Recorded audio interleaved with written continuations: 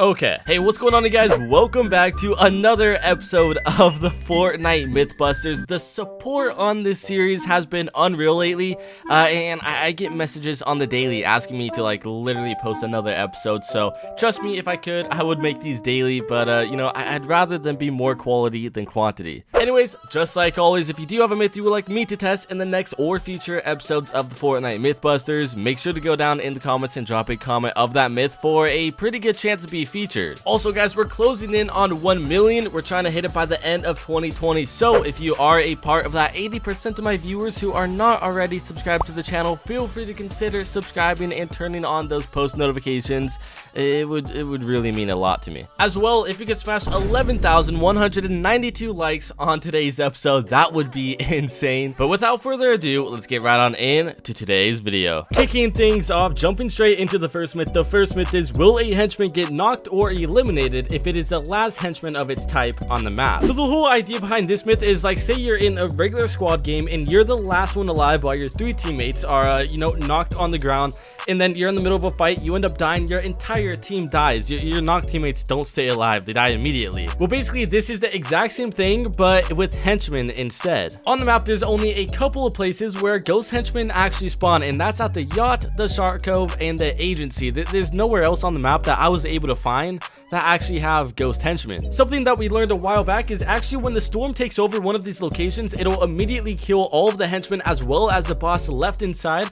So we kind of use that to our advantage. With the agency being the last one, standing while the shark cove and everything was fully engulfed in the storm, we knocked the last henchman, and he was knocked. He does not die immediately like we all thought he would. Going into the next myth is, do henchmen prioritize reviving bosses over other henchmen? Now, I thought this was a pretty good myth, and one that not a lot of people would actually know about, because obviously whenever you kill a boss in a real game, you just kill him immediately. That way you could get the mythical weapon as well as the vault key card. When I tried this myth out, I knocked down Midas as well as a ghost henchman, and at one point they were literally right next to each other. It was tricky, but eventually I found out that the ghost henchmen, they will revive whatever the closest target is. At one point the Midas crawled away as well as the ghost henchman, then they both were crawling right next to each other, and they were obviously unsafe for the ghost henchman, but the ghost henchman totally ignored Midas and started reviving another down henchman. If there was any sort of reviving priority, the ghost henchman would definitely have ignored the knocked henchman and gone straight to Midas in this case, because they were just so close to each other, but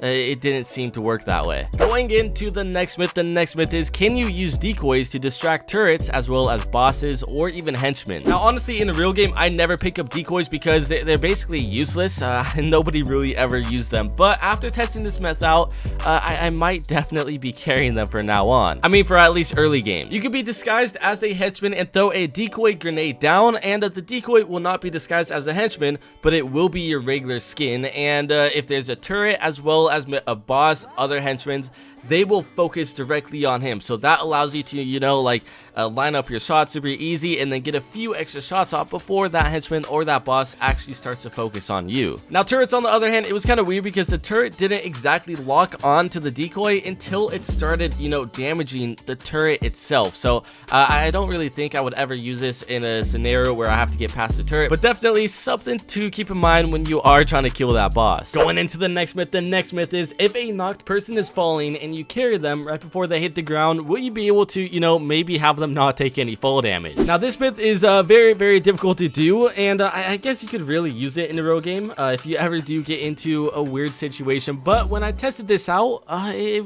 didn't seem to have the outcome that I was expecting. I was in creative mode and we tried this so many times. I had my friend basically get knocked and then basically fall from a height where he would die immediately while he's knocked, and I spammed my button to carry him. I tracked my my crosshair right on him every single time while spamming the button, and technically it should have carried him, but it just didn't even register. I think the main thing why is because you actually have to do the animation of you picking up the player and then putting them over your shoulder, rather than, it just being something immediate, like, getting into a vehicle or something like that. Going into the next myth is, does Midas's golden touch affect vaulted items as well as, vaulted vehicles, or even just vehicles that aren't in the game in general? So obviously in Fortnite, there's a whole ton of vaulted weapons that we currently cannot get unless we're in creative mode or whatever, such as the combat shotgun, the combat SMG, the grenade launcher, LMG, infantry rifle, the list just goes on and on and on. If you do have the Midas skin selected, you will have, you know, the solid gold wrap on all of the weapons, no matter what it really is. The same exact thing goes for all of the vehicles. I mean, the plane, the quad crasher, the baller, all of those still have the golden wrap. Obviously, you have to get out of the vehicle then back in because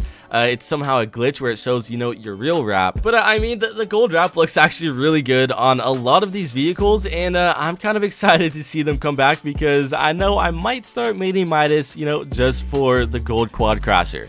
That thing is so good looking. Going into the next myth is what happens when you carry someone on a zip line and you throw them off. Will they get the anti-gravity effect? Will they die to fall damage? What exactly happens? So when I tried this myth out, I tried it out with my teammate, and we tried it out both ways. I had him knocked, and then I threw him off the zip line, and then basically I got knocked and then he threw me off of the zip line. We did this myth near the grotto, where it's kind of like a valley where you could literally throw the player off, and he 100% will die to fall damage. It's a massive drop, but it seemed like you don't take any fall damage. If you're a regular player, you know, you're like not knocked on the ground or anything, fully standing up, maybe full HP, doesn't even matter. If you're able to run around and you jump on a zip line, then jump straight off, you will have that anti-gravity effect. It's basically, you know, those purple particles and what basically allows your character to kind of float through the air. But when you're knocked and you are yeeted, I guess it's called, or thrown by another player off of the zip line, you seem to not even have that effect at all. So I wouldn't really rely on that, you know, keeping you alive in a situation like this. Going into the next myth, and a super quick myth. This myth is what happens when you're drinking a mini potion or just, you know, taking a med kit or whatever, then you get the 50 HP from a siphon kill. Will you maybe gain more HP than usual? Now, honestly, this myth is something that most likely will happen to you at least once if you ever do play arena in Fortnite. I mean, there's a lot of situations where you heal mid-fight and then,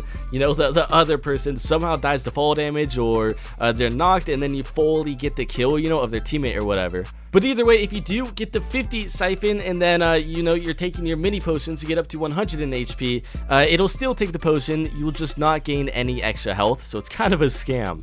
Going into the next myth, and a highly requested myth. I've been wanting to do this myth literally since the beginning of Fortnite Chapter 2. This myth is what happens when you throw a porta fort into a vault. Now, the vaults here in Fortnite, every single one is a little bit different in its own way. I mean, we have the agency vault where you could really only build in a 1x1 area. You can't build in the first half of the vault. Then we go all the way over to the grotto, and you could build literally all over the vault. It's a massive vault. But the problem with actually trying to do this myth nowadays is that there's no porta forts in a regular game, and you can't really glitch back to the main island with creative powers like how you used to. Luckily though, in creative mode, Fortnite, they added this preset island called the Shark, and it's literally a replica of the old Shark, you know, the Shark POI on the map. In this creative preset, it also features the old vault. Obviously, when you land at the Shark now, it's gone through a little bit of changes. It's a massive prison now. It's not like how it used to be, but this vault was literally replicated. Only a few things weren't there, like the, you know, the henchman turret as well as the keycard swiper, because, you know, that sort of stuff isn't in creative mode. When I tried this myth out, basically I was in creative mode and I changed multiple settings. I got the vault to behave the exact same way as it would in a regular game. You can't build in the first 2 areas of the vault, but in the back 1x1 you actually are able to. The walls are indestructible just like a real vault. Everything was the exact same, and that's really how I tested out this myth. From my test, if you were to ever throw down a porta fort inside of a vault, it would actually replace the walls of the vault, you know, and then it would allow you to edit it and possibly even glitching through the map, which is probably a main reason why porta forts aren't in the game. This actually makes a whole ton of sense, because if you guys remember back in like season 9, season 10, there was Tilted Town, and it was basically Tilted Towers, but you cannot build anywhere in there. And I luckily threw a porta fort back then, and it actually replaced a few walls, which totally makes this entirely possible. Either way though, I could almost guarantee this will be the exact same outcome, basically what I said, for when porta forts do, you know, end up coming back to the real game. You could basically mark my word on that one. I mean, I hope. Anyways, that's gonna wrap it up for today's video. I hope you have enjoyed. If you have, make sure to leave a like, and also subscribe to the channel if you are new. Turn on those post notifications to never miss another episode of the Fortnite Mythbusters. Also, make sure to go follow me on Instagram as well as Twitter. I'm very active on both of those, and I do talk to my subscribers a lot on those, so you know, go drop me a follow. Anyways, I hope you guys enjoyed, and I will see you all next time.